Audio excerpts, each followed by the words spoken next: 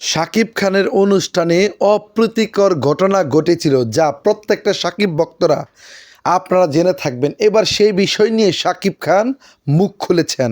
তিনি জানিয়েছেন, প্রবাসী বাঙালিদের প্রতি আমার ভালোবাসা একটু বেশি মাত্রায় থাকে, কিন্তু এবার মনে হয় আমি বেশি ভালোবাসা দেখিয়েছি।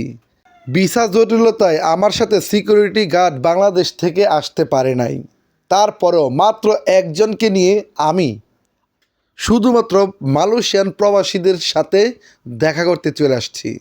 বরাবরই তাদের প্রতি ভালোবাসা, আস্থা, বিশ্বাস রয়েছে বিদায় আমি কিন্তু চলে আসছি। তা না হলে আমি যদি না আসতাম, তারা কিন্তু ভাবতো আমার প্রতি তাদের ভালোবাসা এবং তাদের প্রতি আমার যে আন্তরিক শুভেচ্ছা, সমস্ত বিষয় একে একে কিন্তু মিলে গিয়েছে। তার জন্যই কিন্তু আমি কাউকে সাথে না নিয়ে আমি চলে আসছি শুধুমাত্র আপনাদের সাথে দেখা করার জন্য।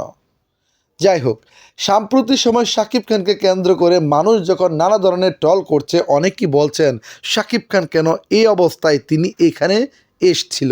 এর আগেও কলকাতার একটা অনুষ্ঠানে এমনটা হয়েছিল। সব কিছুর জবাবই কিন্তু এবার শাকিব খান নিজেই দিয়েছে।